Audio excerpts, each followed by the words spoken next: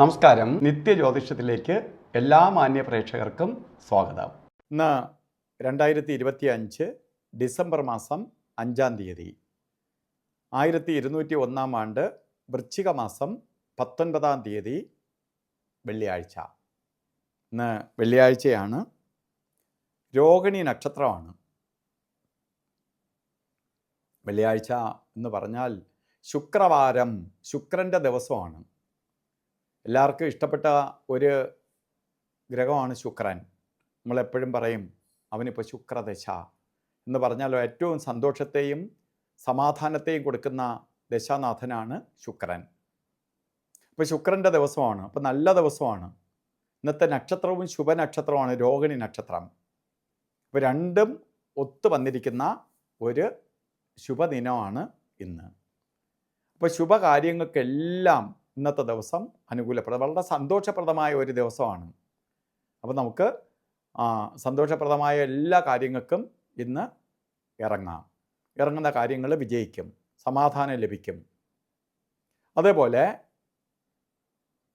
ശരിക്ക് ഇന്ന് ബർത്ത്ഡേ വന്നിട്ടുള്ളവർ, വൃശ്ചിക മാസത്തിലെ രോഹിണി നക്ഷത്രം ബർത്ത്ഡേ ആയിട്ട് വന്നിട്ടുള്ളവർക്ക് ഒരു വർഷത്തെ ഫലത്തെ നമുക്ക് ചിന്തിക്കുമ്പോൾ, വാർഷിക ഫലത്തെ ചിന്തിക്കുമ്പോൾ വളരെ ഐശ്വര്യപ്രദമായ ഒരു വർഷമാണ് നിങ്ങൾക്ക് പ്രദാനം ചെയ്തു തന്നിരിക്കുന്നത്. എന്തൊക്കെ കാര്യങ്ങൾക്ക് ഈ വർഷം നമുക്ക് എടുക്കാം? പ്രധാനമായിട്ട് മംഗല്യവുമായി ബന്ധപ്പെട്ട്, പ്രധാനമായിട്ട് കല്യാണവുമായിട്ട് ബന്ധപ്പെട്ടുള്ള കാര്യങ്ങൾക്ക് മുൻതൂക്കം കൊടുക്കുക. കാരണം വിവാഹം നടക്കാതിരിക്കുന്നവർക്ക് വിവാഹം നടക്കും, അല്ലെങ്കിൽ അതിൻ്റെ പുറത്ത് തീരുമാനം ഉണ്ടാവും. ദാമ്പത്യ ജീവിതത്തിൽ ചില പ്രശ്നങ്ങൾ അനുഭവിച്ചുകൊണ്ടിരിക്കുന്നവർക്ക് അതിന് പരിഹാരം ഉണ്ടാവും. അതിന് പോലെ തന്നെ ഇപ്പോൾ മക്കളുടെ കല്യാണം നടക്കാതെ വിഷമിച്ചിരിക്കുന്നവർ, അവരെ മക്കളുടെ കല്യാണം നടത്തി കൊടുക്കാൻ പറ്റും. ഇങ്ങനെ വിവാഹവുമായി ബന്ധപ്പെട്ട കാര്യങ്ങൾക്ക് വളരെ അനുകൂലപ്രദമായ അവസ്ഥ നിങ്ങൾക്ക് വന്നു ചേരും.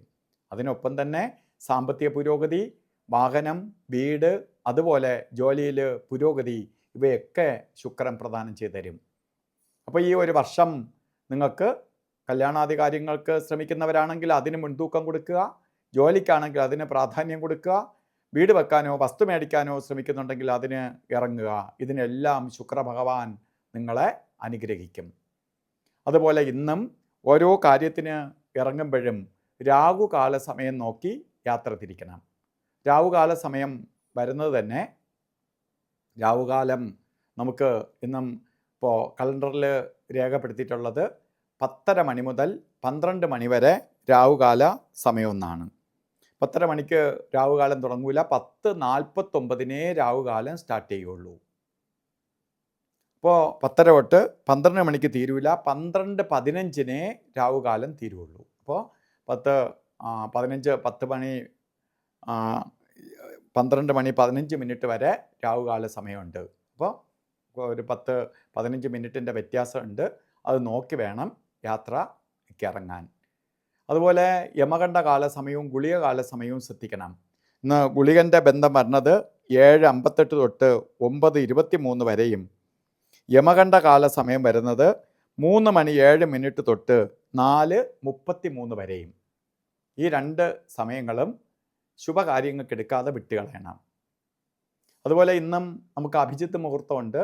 അഭിജിത്ത് മുഹൂർത്തം വരുന്നത് 11 മണി 51 മിനിറ്റ് തൊട്ട് 12:39 വരെ 48 മിനിറ്റ് നേരം അഭിജിത്ത് മുഹൂർത്തമുണ്ട്.